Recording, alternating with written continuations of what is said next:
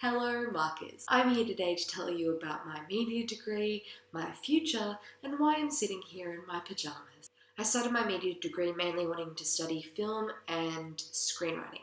After kind of messing up my degree plan, I wasn't actually able to take any film units, and by fate, I got pushed into the direction of radio. This project was in my first radio class, MAS 206 Radio Production. Our assignment was to make a radio feature that incorporated all the different types of recordings that we'd studied in class and in the reading. Interviews, on-site recordings, and voiceovers. My partner and I decided to go for a comedy feature where we adopted these exaggerated characters and pretended that we were saving the world by choosing to go vegan for a week. So in true radio host fashion, I'm going to chuck this one on and go make a cup of tea while you listen. Our first step was cleaning out the fridge in Ruby's share house. Jam, Jam is made from blood. butter, yogurt, Everything you have is not vegan. milk. I'm so #blessed that I have such supportive housemates. What the are you doing? We're going vegan, so we're clearing the fridge out for a clean start. Hi, I'm Daniel. Nice to meet you. Daniel is staying with us for a week because his parents aren't as accepting of his lifestyle as us. Shut up, they're just renovating. Ruby, I paid for that chicken. Hey, why do we have to throw out the cheese? It's symbolic, Liam. God, why can't you guys respect my life choices? Symbolic for what? You just threw out the cheese and the Jesus chicken. Christ, you're embarrassing me in front of my I friends, think it's guys. going well. There you go. So, what did I learn? I learned an incredible amount of technical skill. We were recording our feet as we were walking along the grass to get that crunch. We were recording in the car to get the right noises. I learned how versatile the radio medium is. I was really challenged but really excited to change my mind from one that thinks about shots and camera angles and screen to one that paints an image with sound. I also learned that comedy was one of my strengths, and I carried this further into my degree after learning this. Yeah, I'd say this work was a big success. Listening back to it now, I look at the poor editing choices and cringe, but I'm still really proud of it. And as cheesy as it sounds, I don't think I'd be where I am now in my degree without that project. Project number 2, theatre. In Col 230, Performance and Popular Media, we had to do a performance in the style of our choice based on the readings and a social commentary on popular culture. We looked at Kirby's Acting and Non-Acting, which talks about different types of acting, like the acting you do on stage and the acting you do in everyday life when you're performing yourself. We also looked at Judith Butler's reading on how we perform gender. We combined all of these readings to create the monstrosity that is Meninism the Musical. Basically, we were parodying the Meninist movement, which is a confused anti-feminist movement that is mainly found on internet forums.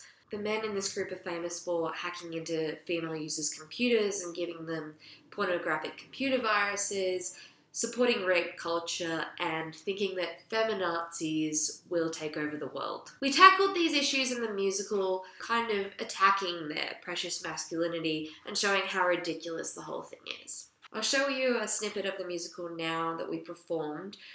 This song is about the 3 characters talking about how they've shut women down.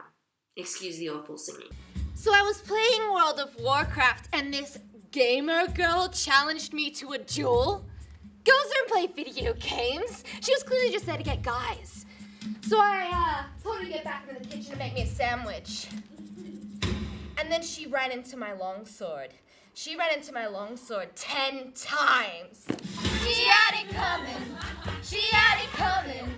She only had herself to blame. If you'd have been there, if you'd have seen it, I bet you would have done the same. So I took this girl out on a real fancy date. I paid for dinner and I paid for drinks. But that ungrateful bitch didn't even put out. So I shot her.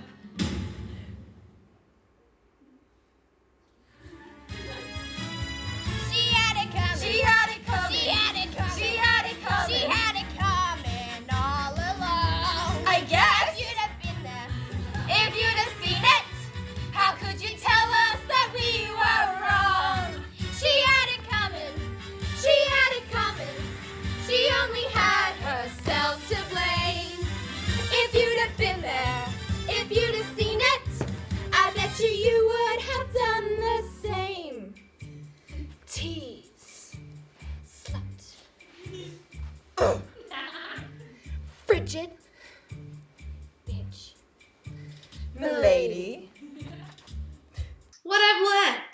I've learned that I do not have a future in musical theatre. But this performance was received so well that it made me think that I could potentially have a future in comedy performance or sketch writing. We actually had the marker of this performance ask us if we wanted to team up with some professionals and take it to Sydney Fringe. What?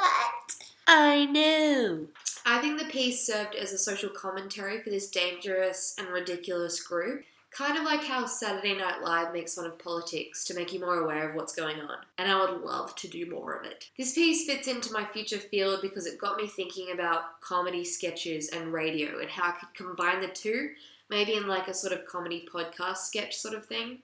Number 3. Radio again. This one was for MAS 337, Advanced Radio Production and Broadcasting. We had to make a radio feature, much longer this time, about pop culture and subculture. This was our final radio unit, so of course the feature had to be of a much higher quality and incorporate the technique and theory that we'd learnt from class and from our textbook, Out of the Wire! Available in all good co-op bookstores. My feature was about how I discovered my neighbour was in a band that I really liked. I also discussed the lack of women in the music industry and talked to some girls that had different roles in the music scene and saw what they thought. The spooky thing about this feature was that I did it solo, which was an extra challenge for me. So, I'm Ruby, nice to meet you. My name's Liz Hughes. Wait, Ruby? Is that Liz Hughes from Fantastic Furniture Liz Hughes? Why, yes, it is Liz Hughes from Fantastic Furniture Liz Hughes, and my neighbour. It's one thing to have a band living next to you, but a band that I actually listen to? I kind of went, oh wow, you kind of sound like Fantastic Furniture, this is weird. And I'd kind of been listening to like your single, like Gap Year, a lot. And yeah, and then at one point I heard you play it, and I like freaked out a little bit. I know, I need a life. What I've learned is what I was hoping to learn, and that is that I do have a passion and a talent for radio storytelling. I was surprised by how successful the feature was. It actually ended up being selected to be played on 2SER, and it got top of the class, which was what I was super chuffed about. This is my proudest piece, and I'll definitely show this piece to future possible employers when I'm going for a job, because it demonstrates exactly what I want to do in the field. Music, feminism, storytelling, and a little bit of comedy. And I definitely put myself into this piece, which is why I'm really proud of it. I'm glad I got to teach people about the gender inequalities in their favourite music festival or favourite radio station. Project number 4. Another radio one. This was a live broadcast that I did in advanced radio production. As a class, we had to put on a 3-hour live radio broadcast on 2SER. Each person had a different important role. I was lucky enough to get a presenter role, which is something I was really hanging out to get. And I had to keep the theme of Culture Capital running throughout the show and steering it in the direction that it was meant to go. I couldn't get a recording of the live show, but I can read you some of the script. Good morning. You're listening to the Culture Capital show on 2SER as a part of Mac Radio. I'm Ruby Miles, and I'm here with my friend Philip Leeson, and we're taking you through the first hour of this marathon jam-packed culture sandwich. What I've learned that I love fueling my narcissistic desire to have my voice heard by thousands while sitting in my pajamas. Being a radio presenter would be my dream job, so this was so much fun for me. As well as being a great learning opportunity for me, this project actually went live, so I had to think about why the people of Sydney would care about what I had to say. I also learned a lot about teamwork, because it was a class of 14 and we all had to work together to make this show work. Project number 5. Media internship. No surprises here, it was at a radio station, FBI 94.5. I was given the tedious yet rewarding job of podcasting, which means I had to take old recordings of interviews and make them into podcasts and upload them online. The 2 shows that I focused most on were Startup, which was a breakfast show talking about technology news. I'll play you a little bit of that. Oh, they have the internet on computers now. You're here to see technology at its most advanced. Surf it, scroll it, pose it, click it, cross it, crack it, switch, update it. Start up. I'm up for it. Technology. Good. And the other show I did was Up and Atom, which was a breakfast show talking about science news. I'll play you a little bit of that. and add them. Some more exciting answers to the baffling and intriguing questions of science. Up and Adam, Science on FBI. So my job was to edit the interviews together and make them into a podcast, and I was even in charge of sometimes writing the questions before the show went live. One of the podcasts I edited featured on the iTunes podcast page and was the 12th most downloaded podcast in Australian technology podcasts on iTunes. Yay! The biggest thing I've learned is that I don't really want to be stuck in a podcast editing job. I'd much prefer to be on the mic. But it did help me take a step into the direction of something that I do want to do. The iTunes thing really shocked me because I was just sitting at the desk all day thinking this is pointless. And then I found out that I'm actually impacting up to 100 people's lives. It's also really great getting my foot in the door at FBI as well, because that's obviously somewhere that I really want to work in the future. To conclude, these projects in my degree have completely shaped my direction in what way I want my career to go. I know now, after all this, that I want to look into comedy radio or radio presenting. And that's why I have such a great face for radio.